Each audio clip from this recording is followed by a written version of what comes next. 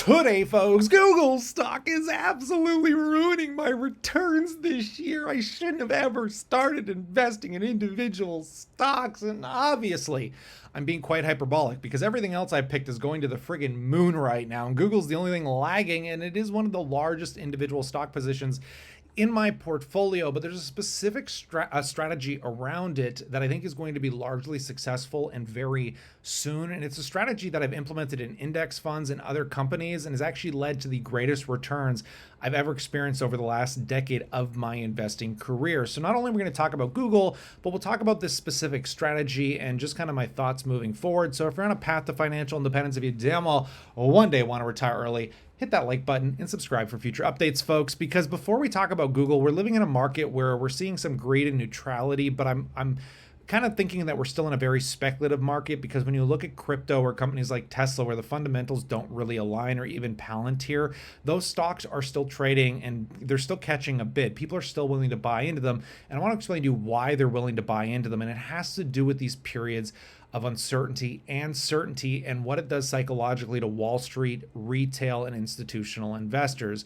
Now, this period of uncertainty, when we go through it, what ends up happening is institutions get scared. Wall Street and retail start getting scared because a lot of these people have to answer to clients. They got to answer to whoever's money they're managing, and they're collecting fees and they have to justify it. So we just went through a period where basically a tariff war started to take effect, which had great implications across markets, economies, geographies.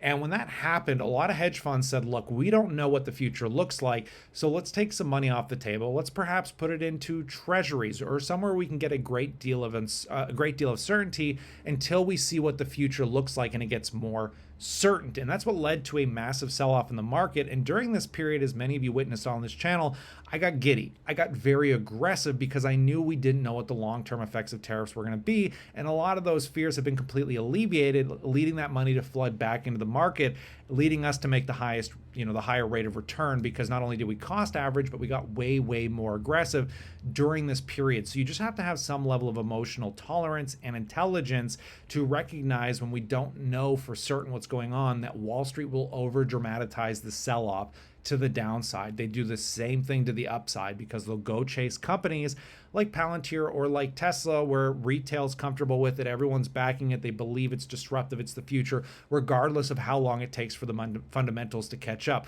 But if that sentiment ever shifts, you'll so quickly watch retail institutions and Wall Street take the exact same approach that we saw with the S&P and what is currently going on with Google stock. And I want to zoom in a little bit more and talk about what is currently happening with Google, why it's lagging the market so greatly, even on the back of incredible fundamentals. And it all has to do with the uncertainty around the current court case, the current, landscape of search. And even though this is a highly dynamic situation, I have a great deal of uncertainty that has led me to making an outsized position in my portfolio in Google stock. But let's just listen to this and we'll break down the current reality of what institutions are looking at.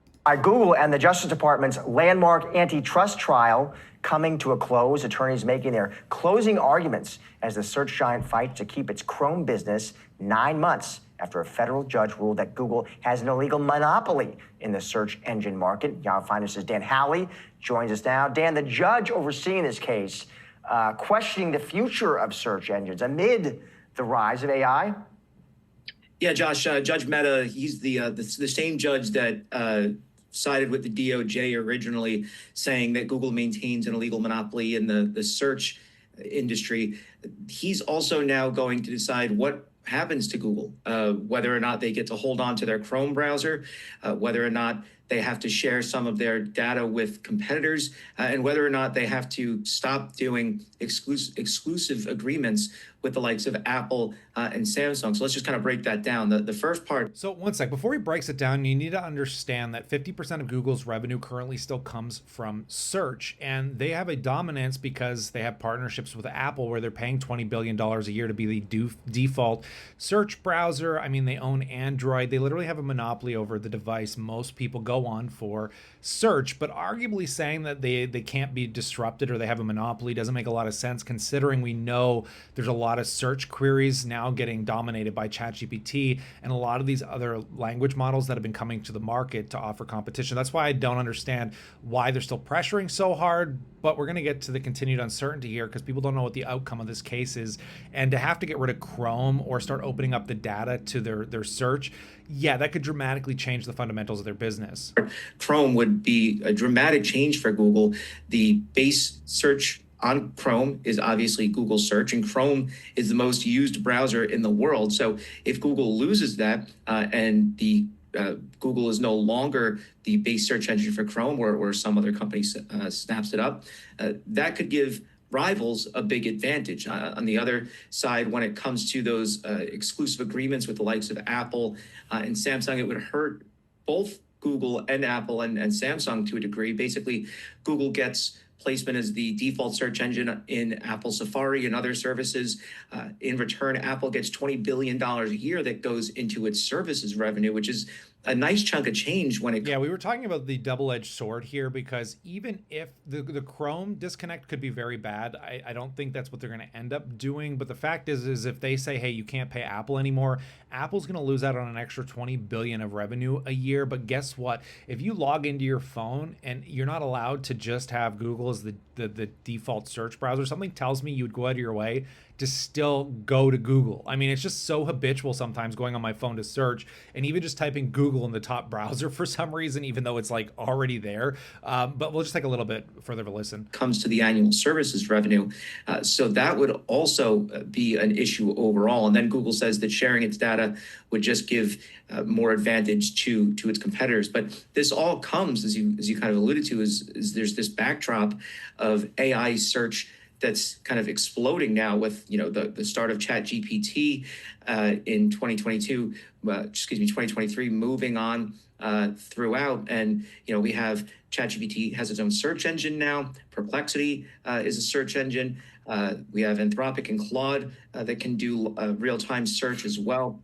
Google isn't sitting on the sidelines, though. They have their AI overviews as well as their new AI mode, which is more or less a version of ChatGPT or a rival to ChatGPT. But there's also concerns that Google may be losing some of its market share.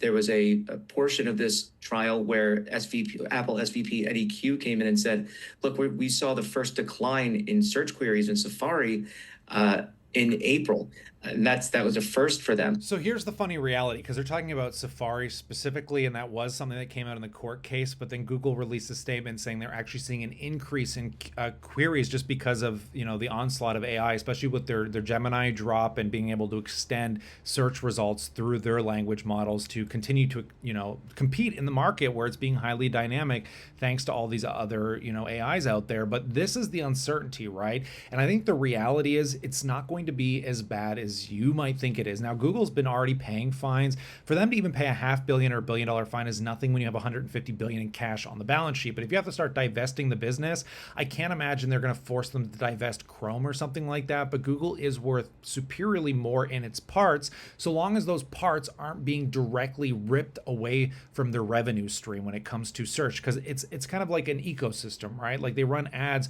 through the whole ecosystem of search on Chrome, through YouTube and all this stuff, and it works in that ecosystem. So I'm not sure what it looks like when they separate it, but I still feel like it's being over dramatized because there is no certainty. And even he said, if you read into the statistics and kind of what the expected outcomes are, they're not as severe as people are making them out to be. But we don't know. So that's some risk that you're going to have to be willing to stomach if you want to own Google. But the reality to the upside, and where I think you're going to make the real return, is if we can get to this quarterly earnings, what I'm suspecting is going to end up happening is that Google is going to start shifting away from being considered kind of an advertiser play to a SaaS-based business, a subscription-based business similar to that of Microsoft. Because, I mean, Meta, if you look at some of these other companies that are comparable in the marketing space, like, currently Meta's trading at a 26 times multiple, and that's probably more favorable to where I think Google should be trading, somewhere between a 23 and 26, I think is fair. But honestly, if the company can shift into a subscription-based model and become more of a service-based business like Microsoft, there's nothing saying that this Google couldn't climb to a 30,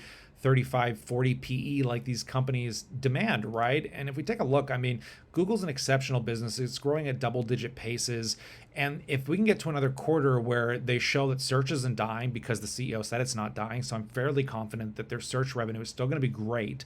And then on top of that, you have a company that is now saying, hey, we have had 1 million people sign up just in us dropping, VO3 and the whole new Gemini and AI suite, at $250 a month. They get 1 million users. They're making $250,000. They get into the billions a year all of a sudden instantly, and people are like, oh my god, they can actually diverse the business and expand. And we're not even talking still about the cherry on top of the cake, right? We're not talking about self-driving, genomics, quantum computing, and everything else Google does. So the whole reason, again, the stock is going down is because they just don't know what the future looks like. And I can still tell you, I'm very certain it's not as bad as the media is making it out to be when it comes to this court case, as again, everyone continues to scream that it's the end of search. It's just not.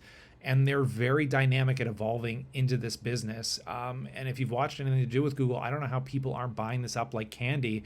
Because again, if those subscriptions start to really accumulate, because every advertiser on the planet is going to be using their video generative tools and spending thousands on studios and actors, like, you have to recognize that there's some real potential here in this upcoming earnings report. But yeah, when I look at like Microsoft or like Meta earnings here, and Microsoft, like, comparably, I think Microsoft's probably the closest comparable, because Meta probably deserves a bit more of a higher premium because it does grow at a 20% clip, really high teens growth. And obviously we bought Meta at a great price. We're up over 20% on it just in the last share purchase. But with Google trading down here, it's the only stock that I really want to buy and just be patient on for probably the next 3 to 6 months to see if we get that new onslaught of realization and that alleviation of uncertainty as this court case finishes up.